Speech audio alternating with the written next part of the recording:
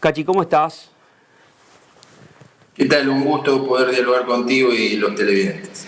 Bueno, a ver, la cantidad de balaceras que hay en Rosario y sobre todo, digamos, haciendo foco en Rosario, Gran Rosario, lleva a preguntarse qué pasa con el tráfico de armas, qué pasa con de dónde obtiene justamente las bandas criminales obtienen tantas municiones, tantas armas, armas, digamos, inclusive, digamos, de guerra. ¿Qué opinión y qué información tenés al respecto? Bueno, en realidad es una situación que se ha ido agravando. La información misma que ha generado el propio gobierno a través de la observación de los delitos que se producen en el ámbito de la provincia ha determinado que en los primeros 6 meses en el área metropolitana de Rosario, en el departamento Rosario, ha habido 485 personas que han sido víctimas justamente de lesiones con armas de fuego, 312 en el departamento La Capital, e incluso justamente una fiscal de Rosario manifestaba que existen entre 20 y 30 balaceras por día, ¿no? Que en muchos casos son actitudes mafiosas, intimidantes, que tienden a lograr el objetivo de construir impunidad a partir de amedrentar a víctimas y a testigos de delitos. Uh-huh. Y en ese marco yo creo que bueno, el gobierno provincial, a través del Ministerio de Seguridad, ha creado una agencia para justamente la lucha contra la violencia vinculada con la utilización de armas de fuego. Y nosotros desde el ámbito legislativo también hemos planteado un grupo de acciones que nos parecen muy importantes. En primer lugar, la necesidad de que nuestro Código Procesal Penal establezca, como sucede en otras provincias, que la utilización, la tenencia o la aportación de un arma de fuego, más allá de si constituye per se un delito del Código Penal, la comisión de un delito con la tenencia, la posesión o el uso de arma de fuego debe habilitar la prisión preventiva. Vos sabés que nosotros tenemos un sistema por el cual aquel que se le atribuye un delito, hasta que no tenga condena, recupera su libertad, salvo en 2 ocasiones, ¿no? La primera es cuando pudiera darse a la fuga y la segunda es cuando puede entorpecer la investigación en el proceso penal.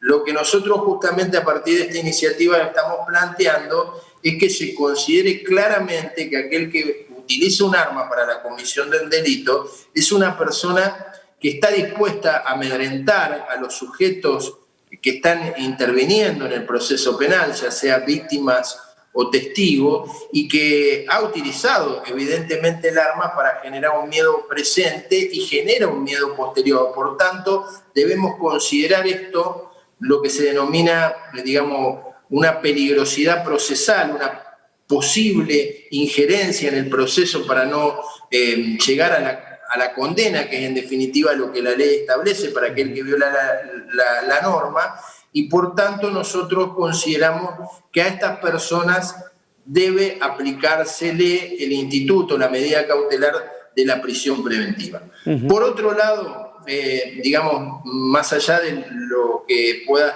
hacer el Ministerio de Seguridad y lo que podamos hacer nosotros en el ámbito legislativo, hay un programa que nosotros estamos pidiendo que la provincia fortalezca en vinculación con el Ministerio de Justicia de la Nación, que es el programa de entrega voluntaria de armas, que obviamente no va dirigido a aquel que comete un delito, ningún delincuente va a ir a entregar un arma, pero sí va dirigido a la sociedad civil para que se desarme, generando incluso conciencia respecto de la peligrosidad que significa la tenencia de armas en un domicilio.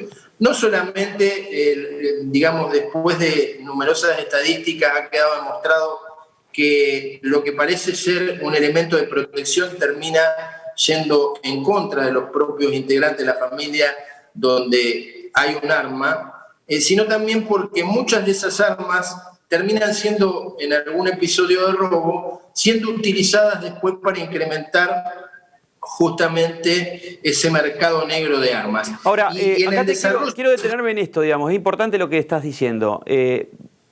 Hay mucha gente, a ver, no tomamos dimensión de esto, hay mucha gente que tiene reglamentada justamente la utilización de armas. ¿Tienen ustedes, digamos, el dato concreto sobre eso? Porque lo que yo conocía que había muchísimo más tráfico en negro, tráfico de armas, y no la compra legal, digamos, de armas para protección.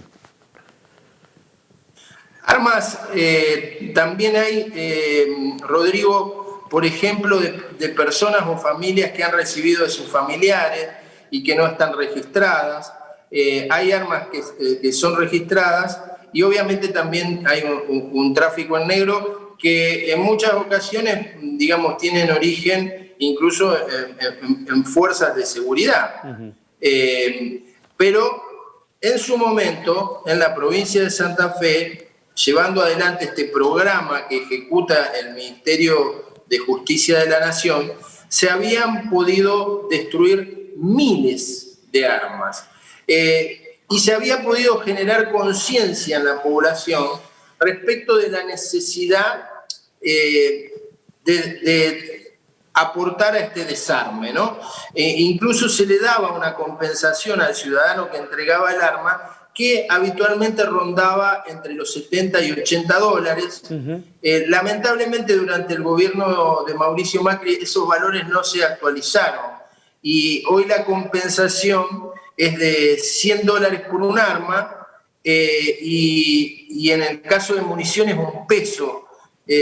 La verdad es que nosotros creemos que ese programa debe ser revitalizado.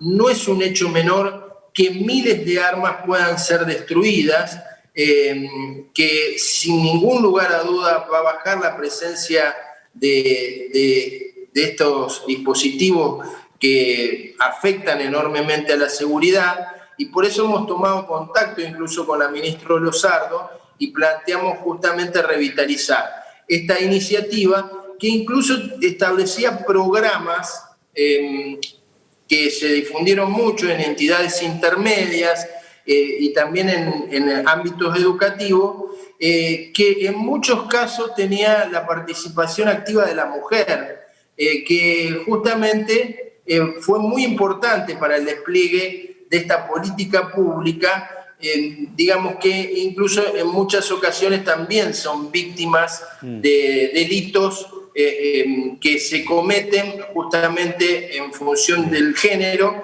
y que son llevados o perpetrados a partir de la utilización de armas. Así que, sí, te quiero sacar de este tema porque quiero aprovechar el tiempo, digamos, ya nos queda muy poquito, pero quiero preguntarte sobre una cuestión exclusivamente del partido político y del frente que hoy la coalición gobernante a nivel nacional. Muchos esbozos de internismo, muchos esbozos de, muchas críticas, digamos, hacia la figura de liderazgo presidencial.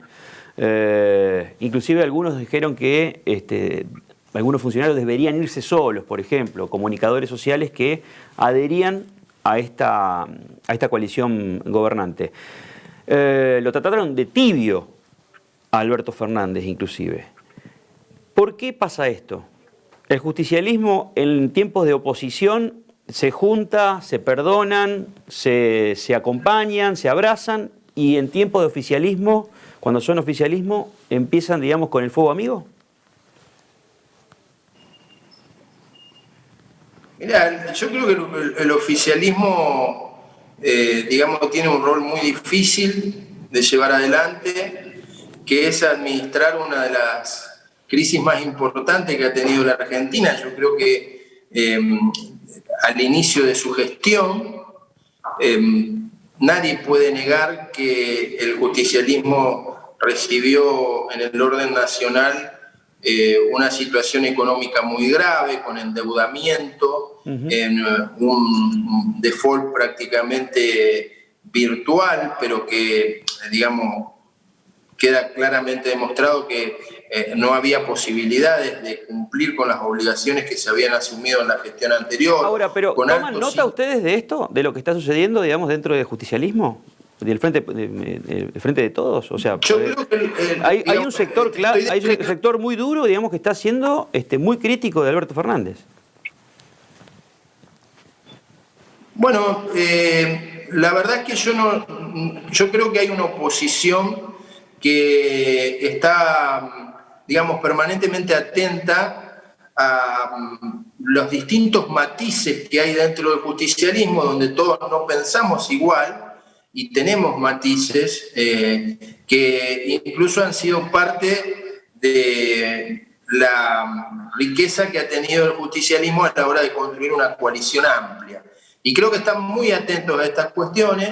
Son las reglas de la política, uno las acepta como tal, pero vuelvo a insistir sobre esto. Hemos recibido un país prácticamente en una situación terminal y sumado a eso, bueno, este hecho extraordinario que no solo nos afecta a nosotros, sino que ha afectado al mundo, que es la pandemia, que podríamos decir como la tormenta perfecta, digamos, que un gobierno puede tener que sortear, ¿no? Y creo que en ese ámbito de enormes dificultades, digamos, todos los indicadores sociales, económicos, se han ido agravando y hay un gobierno que se hace cargo de esta situación y está tratando de sortear esta situación tan compleja, donde se han logrado cuestiones que no son menores, tener una política sanitaria que nos diferencia de otros países y que ha salvado una enorme cantidad de vidas. Basta con mirar la cantidad de muertos que ha tenido el Brasil, que tomó otro camino, ¿no? Sí, o Estados Unidos inclusive también, ¿no? Más de 150.000 muertos ha habido en Brasil que también después ha tenido que abordar una cuestión social muy grave que se ha visto aún más agravado por la pandemia y que tiene el enorme desafío de también dar respuesta a las cuestiones económicas en un contexto de una población que está agotada. Sí. Entonces, la verdad es que nadie estaba preparado para una situación de tamaña magnitud y creo realmente, creo que todos debemos hacer un esfuerzo por acompañar al gobierno, porque el fracaso del gobierno es el fracaso de nuestra sociedad y es el fracaso de todos los argentinos. Así que me parece que en esto, digamos, a veces la oposición pareciera ser que no tiene en consideración estas circunstancias, son las reglas de la política, pero en algunos aspectos pareciera ser que no se entiende que estamos en una casa común y que el destino de este barco es el destino de todos los argentinos. Cachi, muchas gracias, un abrazo enorme. Muchísimas gracias a vos y un saludo enorme a la audiencia.